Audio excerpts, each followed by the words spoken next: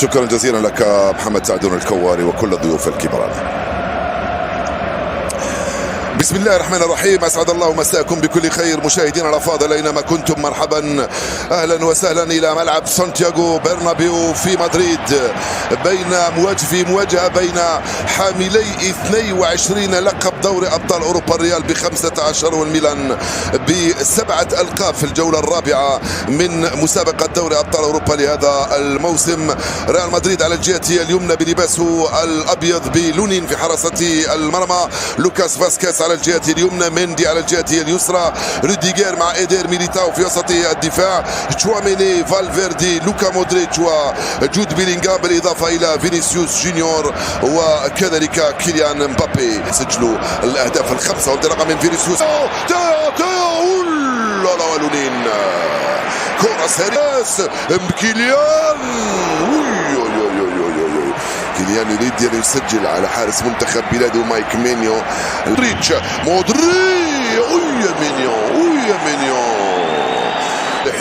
كيليان مبابي، صحيح فالفيردي ومبابي. كنت انتبهت الى امر ما مثل الرفع. لياو بوليسيتش ينفذ ركنيه القائم الاول. جول مالك تياو، جول للميلان من كرة ثابتة من ركنية. ترك عناصر الريال كلها تتفرج وترك روديغير ينظر إلى السماء. ما الذي حل بنا وما الذي حدث؟ من أين جاء هذا مليك؟ من كيف ضرب الكرة بالراس ونحن نتفرج عليه بهكذا شكل؟ 1-0 للميلان في سانتياغو برنابيو في مدريد. مليك تياو يباغت الريال ويباغت أندري لونين، وجول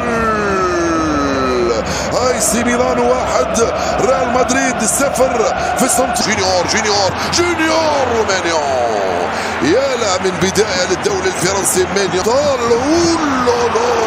مينيو فينيسيوس إلى منه، فينيسيوس يبحث ليو بيلينغهام، ولكن بعيد. الخطورة ما زال بولي وبين أحضان لونين. موسى جونيور، مندي بينية، فينيسيوس ركلة جزاء. فينيسيوس وركلة جزاء للريال دون تردد من الحكم سلافكو فينتشيتش السلوفيني الذي يعلن ركلة جزاء لصالح الريال. يقول لهم تريثوا قليلا، خليوا الجماعة يساعدوني. هل سقط لأنه عرقل بأن مبابي أمامه؟ مايك مينيو يتصور بأن مبابي جونيور. فينيسيوس جونيور بكل روعة وبراعة وأناقة وروعة وجمال يسجل هدف التعديل للريال. هدف التعديل في الدقيقة 23 بطريقة الكبار يفعلها فينيسيوس جونيور. هوبلا جول وتحرق وتخرج نفس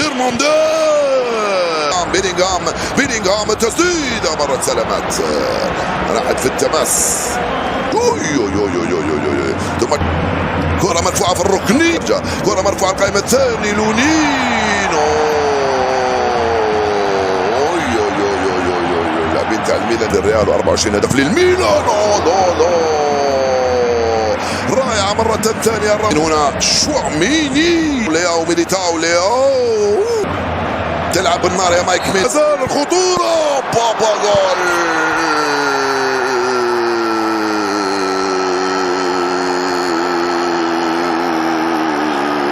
يفعل بروعة رافائيل ويسجل الفارو موراتا. جول الميلان يفعلها في مدريد ويسجل ثاني الاهداف.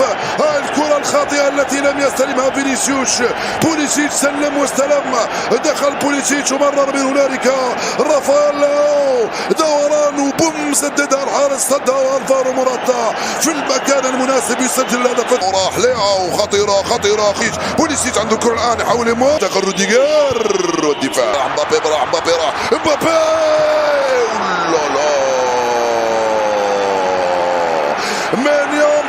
مايك مينيو يتفوق معه من امام لوكا. جونيور يرفع كرة مرة ثانية. محمد لحظات سيكون لديك الخط، تفضل. واستغل ادنى الفرص التي اتيحت له. فينيسيوس بين احضان الكرة هذه بين احضان الحارس مايك ميني منه ايمرسون خطيرة بابا بابا بابا رائع لونين هو الرائع يا سلام ضيعتها مودريتش مبابي والكرة مرت سلامات من مرت ضربت في العارضة الكرة هذه رجعت رينديرس من امام فينيسيوس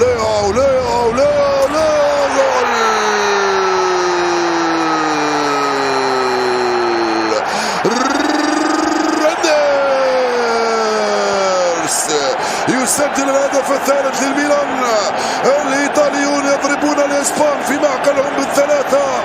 فعلها لياو عندما انطلق ثياب في الوسط لتامي ابراهام.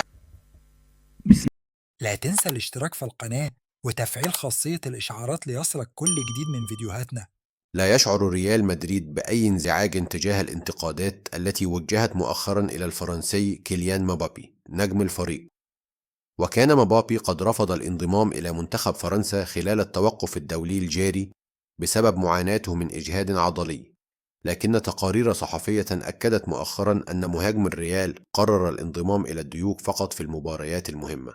وكشفت تقارير أن مبابي ظهر مؤخرا في ملهى ليلي بالعاصمة السويدية ستوكهولم في نفس وقت مباراة بلاده ضد الكيان الصهيوني، ما أثار جدلا كبيرا حول حقيقة إصابة النجم الفرنسي.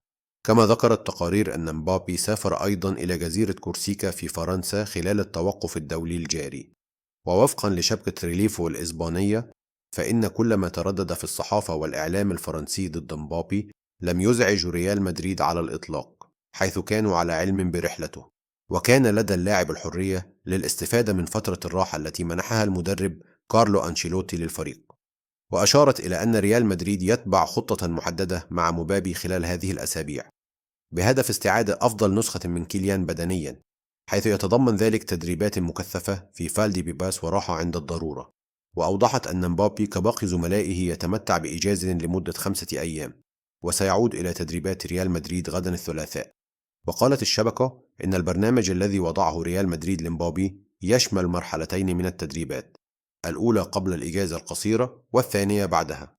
ويركز البرنامج على تحسين مستوى اللاعب الذي لم يحصل على فترة إعداد كافية قبل الموسم، ولأن من المستحيل استعادته بالكامل في غضون أسبوعين، يمكن أن يساعد البرنامج في تحسين لياقته.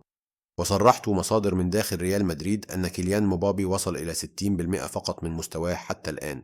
وأضافت: في ريال مدريد لا يمكن أن يكونوا أكثر رضا عن مبابي حتى الآن، لأنه وصل بروح متواضعة ومستعد للتكيف سريعا.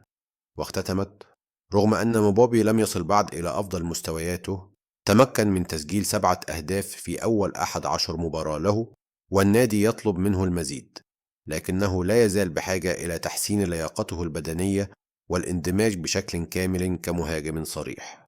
لا تنسى الاشتراك في القناة وتفعيل خاصية الإشعارات ليصلك كل جديد من فيديوهاتنا. لا تنسى الاشتراك في القناة وتفعيل خاصية الإشعارات ليصلك كل جديد من فيديوهاتنا.